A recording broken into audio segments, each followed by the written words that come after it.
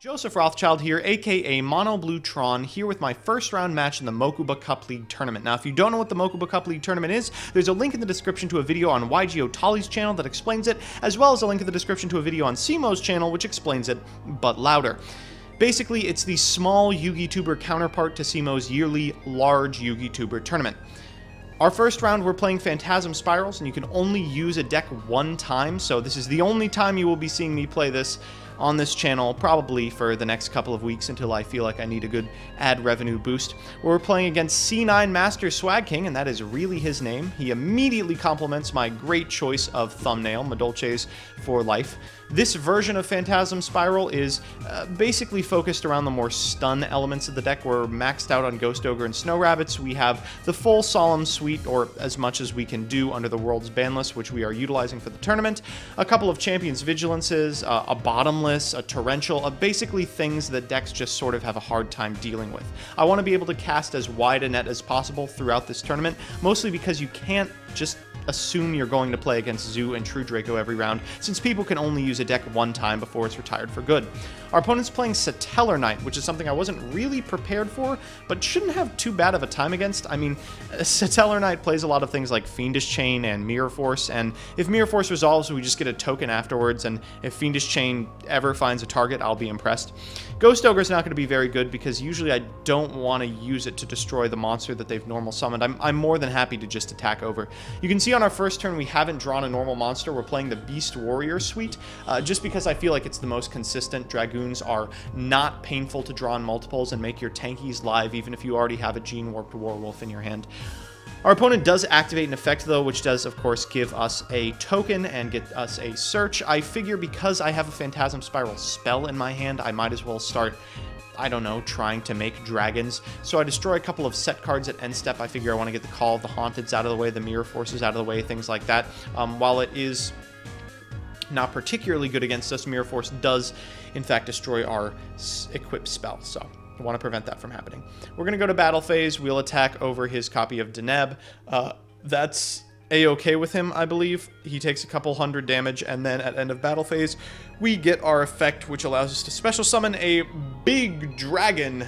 And then, because we're so excited we got it off, we completely forget to add a copy of a Phantasm Spiral card to our hand. But, you know, you live and learn. We'll rip a card out of his hand. I believe we get an Altair? No, we don't. We get a Vega. Oh, well, that's probably better than an Altair anyway. We have a Bottomless set, which I'm pretty happy to fire off on any of the rank 4s I expect him to go into. This game is pretty much over. There's really no other way for him to get back into it without some enormous card draw engine or anything like that. We're really just too far ahead on advantage. He's going to use Altair's effect. I permit it just because I'm excited to use this Bottomless Trap Hole, and this one's pretty wrapped up. While we can't kill him on the Crackback, even if we Bottomless Trap Hole the Xyz monster that he's going into, I'm pretty confident that we will get him into a position that he can't come back from. So he's going to go ahead and go into, oh god, I swear I'm not racist, but all of these Satellarknights look exactly the same to me. Battaliamus? Jesus. We'll go ahead and fire off the Bottomless. I'm pretty happy to get this card into the banished zone, and hoping that that set card is not a Call of the Haunted, because we don't really have a way to interact with it very well. He passes it back, and we draw a set rotation. One thing that this deck really lacks is the ability to draw good cards off the top of its deck. It really, really relies on the ability to add Phantasm Spiral cards from your deck to your hand by special summoning normal monsters like we've done here, and actually remember to use the effect of Pacifist. Because the top of its deck is very often cards that you have added to your deck to make your first turn more consistent. If you don't open up Pacifist, this deck actually has a very hard time competing with any linear strategy at all. So playing copies of Set Rotation, of Terraforming is pretty imperative, but adds a bunch of really bad bricks to your deck. So we have a copy of Ghost Ogre, we have a copy of Power. We add Power to our hand because I know he has the Altair in hand, and I want to be able to make him waste his normal summon on something we're immediately going to negate. We're going to go ahead and do that right now. We get into a little spat. He doesn't actually know what Power does, and I can't really blame him for it. I think I've resolved this card once in 3 months of playing Phantasm Spiral. But generally, I'm very happy with this build. It feels a lot better than the Sparkman one. You end up with a lot of less dead cards in your hand. I would much prefer to have Ghost Ogres over Honesty Neoses, to be honest. If you'll pardon my hilarious joke. We'll go into the sideboard. There's not a lot I can bring in. I, at the very least, can probably take out some of these counter traps. I think the Solemns are probably the least good. I assume worse than Champion's Vigilance because I don't expect not to open Pacifist, and Champion's Vigilance negates anything for free. We don't bring in the Heat Waves. I've got them exclusively in the side because they're really kind of dead in the main, and honestly, I think people could bring decks that have normal monsters in them. Like, I halfway expected my opponent to be playing the Mirror. There's just not a lot of really consistent, powerful decks in Link format, and this is one that doesn't mess with the extra deck, so I assumed people were going to bring it. You can see the list here. We're playing under the World's ban list, which means 2 Terraforming, 2 Tanky. It's unfortunate, but really doesn't cause a large hit 2-hour consistency. We, of course, are afforded only 2 Solemn Strikes, but really Solemn Strikes should be limited anyway. We're afforded 3 Maxis, but yeah, we're not going to play that. So we're going second, of course. Our opponent reveals in this game that he's playing several actually good cards, but unfortunately I mean, you'll see the luck in this game. It's just very, very frustrating. He's going to go ahead and set a couple of cards. Classic Satellarknight, basically. Go ahead and normal summon a... I'm going to butcher this name. Uncle High? A Knuckle High. And Knuckles. Been a copy of Deneb, I believe, and then activate Card of Demise. He's still got a card in hand, so it's really going to only be a draw 2. And unfortunately, he goes to end phase, revealing why he activated it with a card in hand. He bins 2 Altair.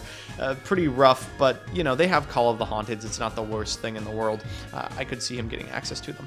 So we draw Set Rotation, which is actually one of the better draws in our deck, because our opponent has activated Anti-Spell Fragrance, and we can change Set Rotation. So we'll go ahead and set a copy of Pacifist to our side of the field and a copy of Gateway to Chaos to our opponents. We won't be able to flip them up immediately, which is fine. I mean, I'd much prefer this to, like, activate Pot of Desires a turn from now, then activate Terraforming the turn after that, then activate Pacifist the turn after that. This at least gives us a window into the game.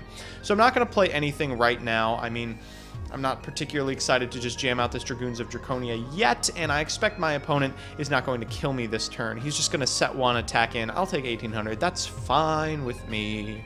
And then he passes it back. Of course, we draw Tanky, which is not particularly good under Anti-Spell, I've heard.